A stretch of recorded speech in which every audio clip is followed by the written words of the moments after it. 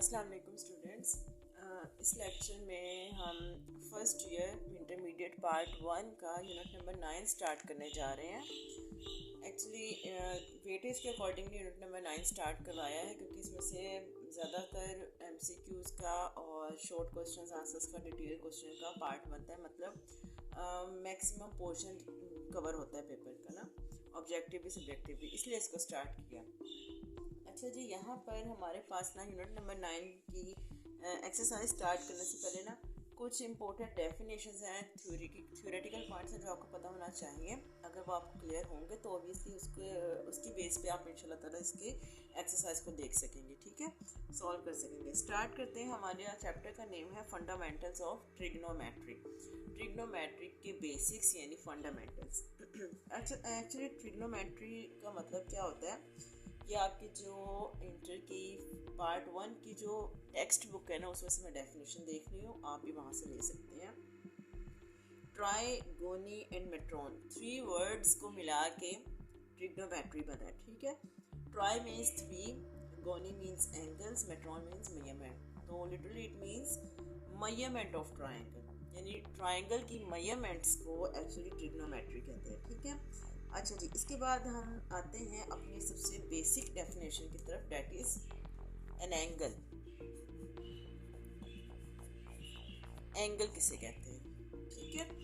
Angle का क्या मतलब है? एंगल को हमने 6, 7, 4, 5 क्लास से हमने जब मैथ्स स्टार्ट किया, हमने एंगल को भी साथ साथ डिस्कस करना स्टार्ट किया, पढ़ना स्टार्ट किया। अब देखते हैं एंगल एक्चुअली होता क्या है। सिंपल, मोस्ट सिंपलेस्ट डेफिनेशन है ये जो मैं यहाँ पे राइट कर रही हूँ। आप अपनी टेक्स्ट बुक से भी कर सकते हैं। एक आध वर्डिंग की डिफरेंस होगा, ज़्यादा डिफरेंस नहीं होगा जो मैं यहाँ पे आपको बता रही हूँ। आप टेक्स्ट बुक से करें, ये भी कर लें, दोनों ही एक्सेप्टेबल हो जाएंगे। अच्छा जी, यहाँ पे मैं डेफिनेशन राइट कर रही हूँ, उसके बाद इसकी अंडरस्टैंडिंग देखते हैं एक्चुअली होती क्या है। 2 rays with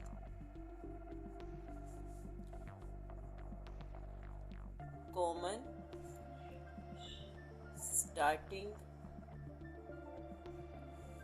point form an angle and the common starting point is called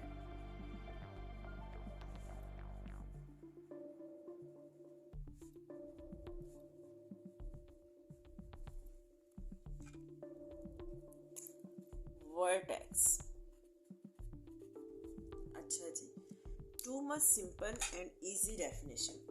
2 rays, rays किसे कहते हैं? अगर तो आपको याद हो, मैंने अपने प्रीवियस किसी एक लेक्चर में 9th क्लास के एक लेक्चर में हमने ये बात देखी थी कि रेज और लाइन सेगमेंट में क्या डिफरेंस होता है। रेज क्या होती हैं जिसका एक हमें एंड पॉइंट नोन होता है और एक तरफ से वो कंटिन्यू होती है। 2 रेज मीन्स टू से, ये देखिए अगर हम इसकी एग्जांपल देखें, एक मेरे पास ये रे है और एक ये रे है, ठीक है। ये 2 डिफरेंट रेज हैं। इसका ये है स्टार्टिंग पॉइंट, यहाँ से स्टार्ट हो रही है, इसका यहाँ से स्टार्टिंग पॉइंट है क्योंकि इस तरफ से तो ये कंटिन्यू है। अब इनका स्टार्टिंग पॉइंट कॉमन नहीं है, इसलिए हम इनको एंगल्स नहीं कह सकते, ये सिर्फ 2 डिफरेंट रेज हैं। अगर तो मैं इन दोनों को इस तरह से कंबाइन कर दूं कि इन दोनों का स्टार्टिंग पॉइंट कॉमन हो जाए, जिस पॉइंट से ये वाली रे स्टार्ट हो रही है उसी पॉइंट से ये वाली रे स्टार्ट हो जाए, तो इसको हम क्या कहते हैं? इसको हम कहते हैं एन एंगल, ठीक है। ये हमारे पास एंगल की डेफिनेशन बन जाएगी, इसकी एग्जांपल बन जाएगी। ऑब्वियसली फिर आप इसको कितनी भी डिग्री का ड्रॉ करना चाहते हैं, ये अभी हमारा नहीं है पॉइंट ऑफ डिस्कशन, हम जस्ट देख रहे हैं कि व्हाट इज एन एंगल। तो 2 different rays with common starting point, 2 rays with common starting point, and this starting point is called vertex. इसको हमने क्या लेबल किया है, इसका क्या नेम है? इसको हम वर्टेक्स कहते हैं, ठीक है। ये सिंपल सी डेफिनेशन है। अच्छा जी, अब इसके बाद जहाँ से आप एंगल स्टार्ट करते हैं, मतलब जो आप एंगल की बेसिक लाइन सेगमेंट लेते हैं, जो उसकी बेस होती है, इनिशियल लाइन होती है, उसको हम क्या कहते हैं? इनिशियल रे।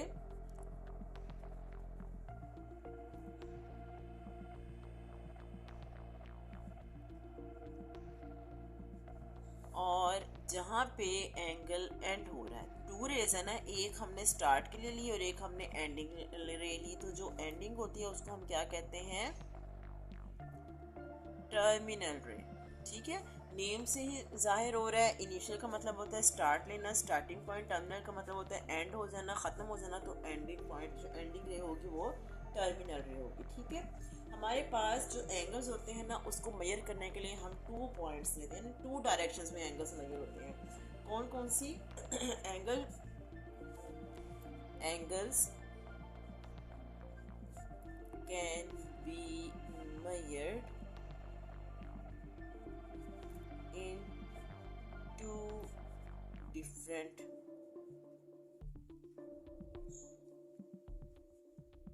ways। ठीक है, number 1 is clockwise and second is anti-clockwise। अच्छा जी, हम जो बेसिकली कॉमनली मोस्टली यूज करते हैं ना एंगल्स, वो कौन सी होते हैं?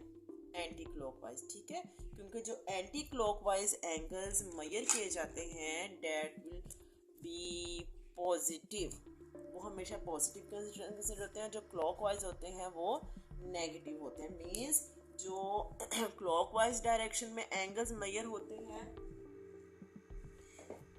ये जो क्लॉकवाइज एंगल में मेजर होते हैं एंगल्स, वो होते हैं नेगेटिव, और जो एंटी क्लॉकवाइज होते हैं, दिस वन, वो हमारे पास पॉजिटिव एंगल्स होते हैं। ठीक है, यानी अगर हम इनको एंगल की फॉर्म में ड्रॉ करें तो ये देखें, ये हमारे पास एंटी क्लॉकवाइज डायरेक्शन है ना, एंटी क्लॉकवाइज डायरेक्शन बन रही है, तो इस डायरेक्शन में जो भी एंगल्स होंगे वो पॉजिटिव होंगे, और जो इस डायरेक्शन में होंगे क्लॉकवाइज में, वो हमेशा नेगेटिव एंगल्स कंसीडर होंगे। ठीक है, ये हमारे पास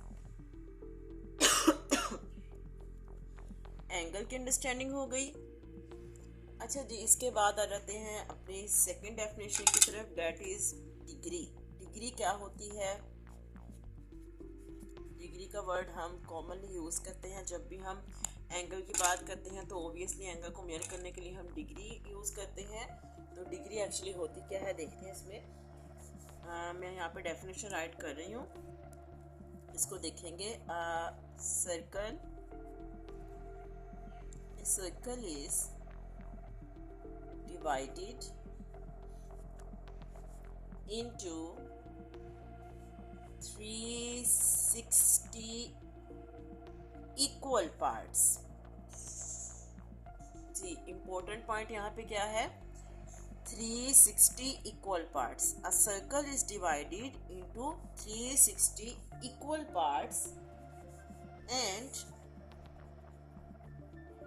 each part form an angle. Each part form an angle of 1 degree at the center of the circle।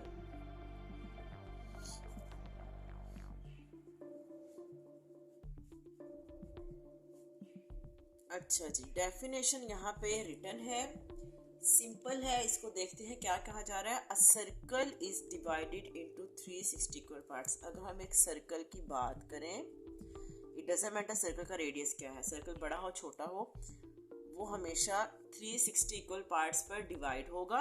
ठीक है, हर पार्ट पर एक एंगल बनता है। कितनी मेजरमेंट का?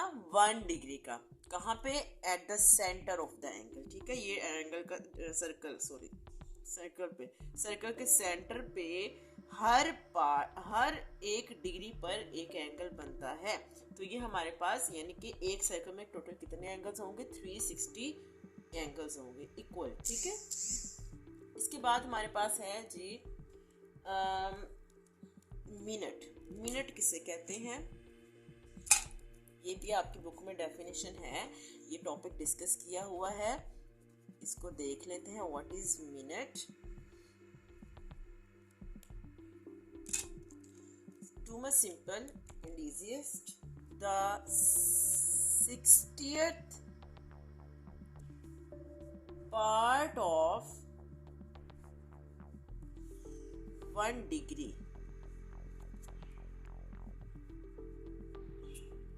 is called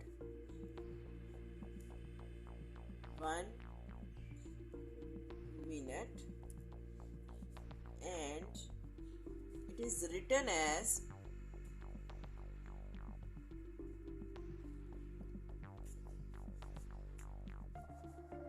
1 और उस पर ये वाला hat sign, sorry slash sign. आप 1 मिनट को ऐसे प्रेजेंट करते हैं, ठीक है। 1 डिग्री का 60th पार्ट क्या होता है? मिनट होता है, ओके। उसके बाद आ जाते हैं कुछ इम्पोर्टेंट पॉइंट्स हैं, उसको हम देखते हैं कि हमारे पास आपकी बुक में ये नोट्स हैं, डिफरेंट पॉइंट्स पर इनको मेंशन किया हुआ है। मैं इनको कंप्राइज करके एक ही जगह पे राइट करती हूँ, कुछ इम्पोर्टेंट नोट्स हैं, ठीक है। ये एक्चुअली एमसीक्यूज में भी आ जाते हैं या फिर हमें कहीं क्वेश्चन में भी यूज़ करने पड़ सकते हैं, इस वजह से इसको यहाँ पे डिस्कस करना ज़रूरी है। सबसे पहले हमारे पास ये बात आ जाएगी कि 1 डिग्री ऐसे राइट करें या फिर 1 डिग्री का नोटेशन सर्कल ऊपर इक्वल्स टू 60 मिनट ऐसे राइट करें या फिर ऐसे, ठीक है। लेकिन हमें नोटेशन, ये मैथमेटिकल है ना, हम मैथमेटिकली क्वेश्चन सॉल्व करेंगे तो हम इसकी यही वाली नोटेशन यूज़ करेंगे, हम ये वर्ड्स नहीं मेंशन करेंगे, ठीक है। उसके बाद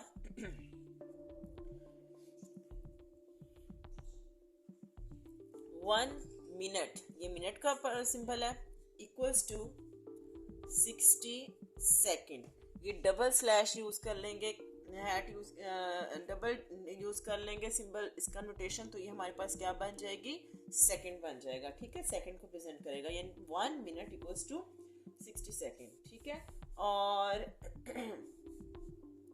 1 डिग्री को जब हम 60 पे डिवाइड करते हैं तो हमारे पास क्या बनेगा?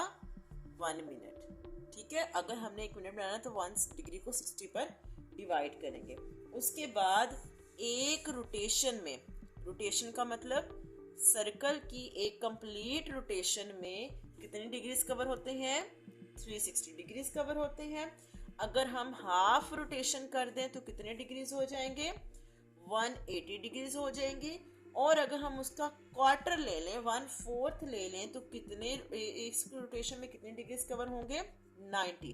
अगर हम इसको फिगर पे ड्रॉ करें, फिगर के थ्रू इसकी अंडरस्टैंडिंग देखें, तो ये देखें, ये है कंप्लीट नोटेशन कितनी है, ये देखें, यहाँ से ये इनिशियल रे हो, ये इसकी टर्मिनल, ये जब आपने कंप्लीट रोटेशन ली तो ये कितनी बनेगी?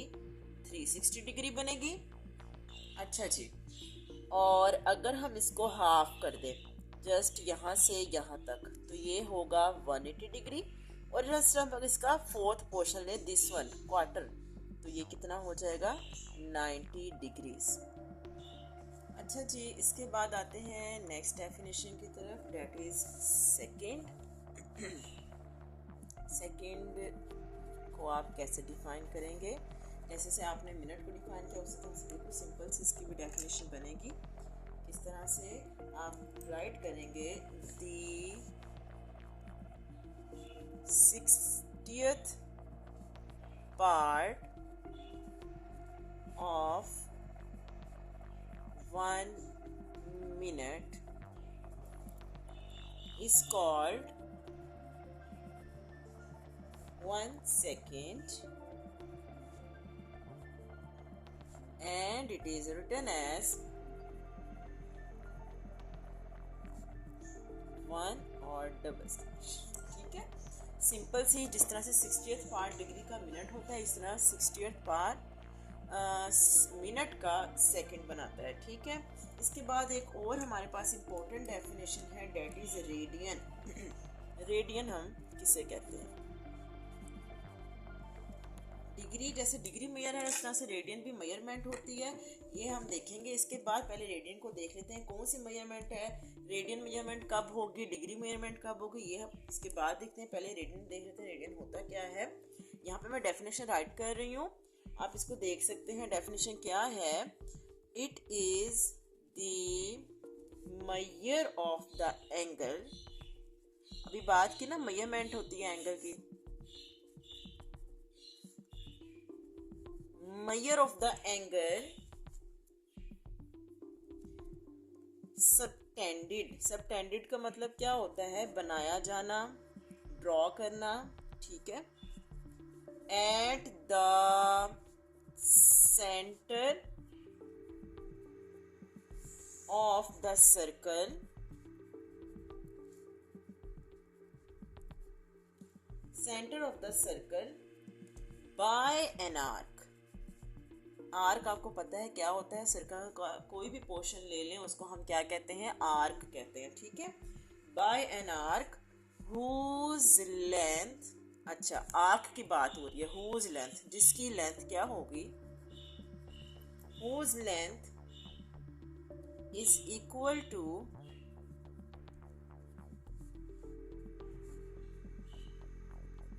द रेडियस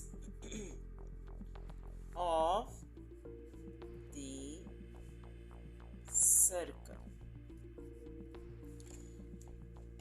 ऐसा एंगल को इस तरह से मेजर करना कि एंगल के सर्कल के सेंटर पर आर्क के थ्रू एक एंगल बनाया जाए और उस आर्क की लेंथ कितनी हो? सर्कल के रेडियस जितनी हो।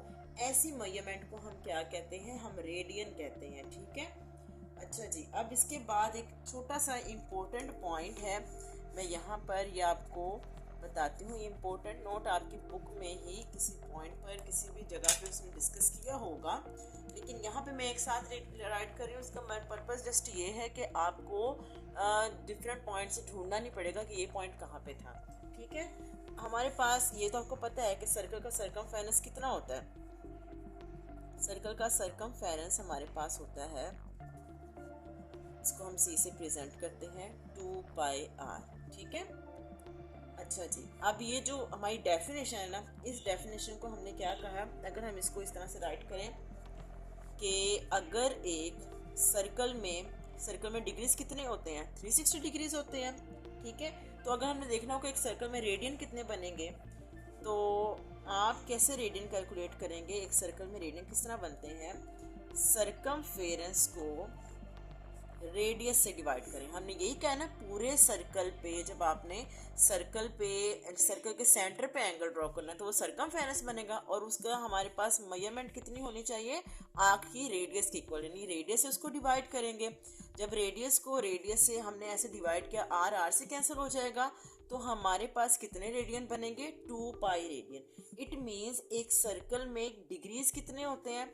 अ सर्कल हैज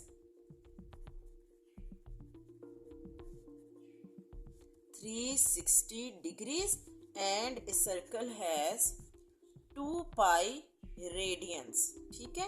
ये मेजरमेंट हमारे पास सर्कल की डिग्री और रेडियन मेजरमेंट आ गई। इसके बाद इंशाल्लाह ताला नेक्स्ट लेक्चर में हम इसके सेक्साडेसिमल और सर्कुलर सिस्टम को डिस्कस करेंगे और डिग्री और रेडियन में रिलेशन देखेंगे, और फिर उसके बाद इंशाल्लाह ताला हम एक्सरसाइज की तरफ मूव करेंगे। ओके, ठीक है। इसके बाद अलावा आपने कोई पॉइंट एक्स्ट्रा पॉइंट कोई पूछना है, इसमें कोई चीज़ समझ नहीं आई, तो आप अपना जो क्वेश्चन है वो कमेंट सेक्शन में ड्रॉप कर दें। ओके जी, अल्लाह हाफिज़।